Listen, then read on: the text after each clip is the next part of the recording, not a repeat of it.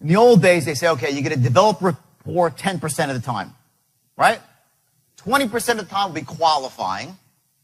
Then you have 30% where you'll be actually presenting and 40% closing. And the example of this is like, you ever seen the movie Tin Men? Where like they're these door-to-door salesmen. They go in for a couple of seconds. They drop a $5 bill on the floor. They said, ooh, is this your money to, get credibility with the people? They develop rapport like that. Then they go and give a quick couple of questions they can afford, and they slam the presentation, and bam, they close until either the person says no, or they just hit them over the head until they say yes. That's the old selling model. And this model's got a bad rap. Okay, if you say to someone, oh, I sell them a closer, it has some stigma to it. So they came up with the new model, which I think is a total joke. Okay, here's the new model. Okay, right here. Okay, and what this is called consultative selling. And this is selling for people that don't want to admit they're selling. They're like, I'm not really selling anybody. I'm just filling people's needs by asking them what they want. So what happens is this. Most of the time is spent building relationships or developing rapport, 40% of the time, right? 30% of the time, right, you're identifying what their needs are.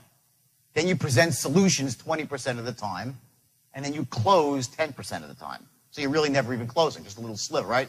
This is the biggest crock of shit I've ever seen in my life, okay? And I'll tell you why, okay? And you're in sales, right? If you're not closing, you got to get out of the business, okay? You know when your closing starts in sales? I'll tell you exactly when it starts. It starts right here. The instant you open up your mouth, you're closing the sale. Every word that you utter is about getting to this point of the line. There's nothing evil about selling or persuading or influencing if you're selling a quality product and if you've qualified the person out and it's what they need. But you got to wipe the shit out of your head that there's anything wrong with influencing people. If that's how you feel, and I don't think there's really anyone in this room that feels it because you're salespeople. But sometimes I walk into a room and they're like, well, I'm not really a salesperson per se. I'm just like, identifying people's needs and trying to fill them elegantly. So here's what I ask you for. There's only two things. Number one is 60 days. And please write this down. This is important. For the next 60 days, while you embrace this system, and I promise it will dramatically improve your production, I want you to stretch. And what that means is you work twice as hard.